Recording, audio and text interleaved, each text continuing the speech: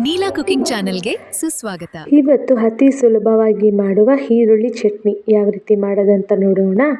ಅದಕ್ಕೆ ದೊಡ್ಡ ಸೈಜ್ ಈರುಳ್ಳಿ ಒಂದು 4 ತಗೊಳ್ಳಿ, ಬೆಡಗೆ ಮೆಣಸಿನ್ಕಾಯಿ ಕಲರ್ಗೆ 4, ಜೀರಿಗೆ ಅರ್ಧ ಸ್ಪೂನ್, ಸ್ವಲ್ಪ ಹುಣಸೆಹಣ್ಣು, 2 ಒಣಮೆಣಸಿನ್ಕಾಯಿ, ಕಡಲೆಬೇಳೆ 1 ಸ್ಪೂನು, ಉದ್ದಿನಬೇಳೆ 1 ಸ್ಪೂನು, ಬೆಳ್ಳುಳ್ಳಿ ಒಂದು 6ರಿಂದ 7 ಪಲ್ಸ್ ತಗೊಳ್ಳಿ. ಇದನ್ನು ಏನು ಮಾಡಬೇಕು, ಬಾಣಲಿಗೆ ಒಂದು ಸ್ವಲ್ಪ ಎಣ್ಣೆ ಹಾಕಿ 1 ಟೇಬಲ್ ಸ್ಪೂನ್ ಅಥವಾ 2 ಟೇಬಲ್ ಸ್ಪೂನ್ ಎಣ್ಣೆ ಹಾಕ್ಕೊಂಬಿಟ್ಟು ಒಂದೊಂದಾಗಿ ಇದರಲ್ಲಿ ಹಾಕ್ಕೊಂಡು ನಾವು ಗೋಲ್ಡನ್ ಕಲರ್ ಆಗೋ ಥರ ಫ್ರೈ ಮಾಡ್ಕೊಬೇಕು. ಫಸ್ಟು ಉದ್ದಿನಬೇಳೆ ಮತ್ತು ಕಡಲೆಬೇಳೆ ಹಾಕಿ ಒಂದು ಸ್ವಲ್ಪ ಕಲರ್ ಚೇಂಜ್ ಆಗಿದ ತಕ್ಷಣವೇ ನಾವು ಒಂದೊಂದಾಗಿ ಹಾಕ್ಕೊಬೇಕು. ಕಡಲೆಬೇಳೆ ಉದ್ದಿನಬೇಳೆ ಎಣ್ಣೆಲಿ ಬೇಗ ಹುರ್ಕೊಂಬಿಡುತ್ತೆ.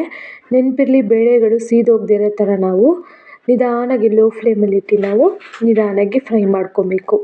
ಇವಾಗ ಈರುಳ್ಳಿ ಬಂದು ನಾನು ದೊಡ್ಡ ಸೈಜ್ ತೊಗೊಂಡಿದ್ದೀನಿ ಈರುಳ್ಳಿ, ಅದನ್ನು ಹಾಕ್ಕೊತಾ ಇದ್ದೀನಿ. ಜೀರಿಗೆ, ಬೆಡಗೆ ಮೆಣಸಿನ್ಕಾಯಿ ಮತ್ತು ಬೆಳ್ಳುಳ್ಳಿ, ಹುಣಸೆಹಣ್ಣು ಎಲ್ಲ ಹಾಕ್ಕೊಂಡು ಇದರಲ್ಲೇ ಗೋಲ್ಡನ್ ಕಲರ್ ಆಗೋ ಥರ ನಾವು ಫ್ರೈ ಮಾಡ್ಕೊಬೇಕು. ಯಾವ ಕೊಬ್ಬರಿನೂ ಹಾಕ್ತಾಯಿಲ್ಲ, ಯಾವ ಕೊತ್ತಂಬರಿನೂ ಹಾಕ್ತಾಯಿಲ್ಲ, ಪುದೀನೂ ನಾನು ಯೂಸ್ ಮಾಡ್ತಾಯಿಲ್ಲ, ಟೊಮೆಟೊನೂ ಇಲ್ಲ. ಬೇರೆ ಇಷ್ಟೇ ಕಮ್ಮಿ ಪದಾರ್ಥದಲ್ಲೇ ಚಟ್ನಿ ಎಲ್ಲದಕ್ಕೂ ಕಾಂಬಿನೇಷನ್ ಅಂತ ಹೇಳ್ಬೋದು. ಒಂದು 5 ನಿಮಿಷ ಲೋ ಫ್ಲೇಮಲ್ಲಿ ಇಟ್ಕೊಂಡು ನಾನು ಕಲರ್ ಚೇಂಜ್ ಆಗೋ ಥರ ಹುರ್ಕೊಂಡಿದ್ದೀನಿ.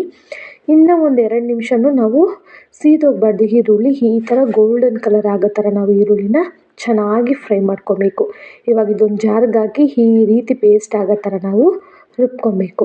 ಇವಾಗ ಇದು ಒಗ್ಗರಣೆ ಮಾಡಬೇಕಲ್ಲ, ಆದ್ದರಿಂದ ಒಂದು ಅರ್ಧ ಟೇಬಲ್ ಸ್ಪೂನ್ ಎಣ್ಣೆ ಹಾಕ್ಕೊಳ್ಳಿ. ಸ್ವಲ್ಪ ಕಡಲೆಬೇಳೆ, ಸಾಸಿವೆ, ಕರಿಬೇವು ಹಾಕ್ಕೊಳ್ಳಿ. ತುಂಬ ಖಾರ ತಿನ್ನೋರಿದ್ದರೆ ಇವಾಗ ಒಂದು ಒಣಮೆಣಸಿನ್ಕಾಯಿ ಕೂಡ ಹಾಕ್ಕೊಬೋದು.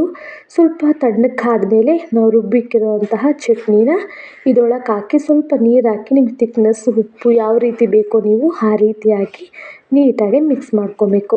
ನೋಡ್ತಾ ಇದ್ದೀರಾ, ಮುದ್ದೆಗೆ, ಅನ್ನಕ್ಕೆ, ಚಪಾತಿಗೆ ಎಲ್ಲದಕ್ಕೂ ಬೆಸ್ಟ್ ಕಾಂಬಿನೇಷನ್ ಅಂತ ಹೇಳ್ಬೋದು.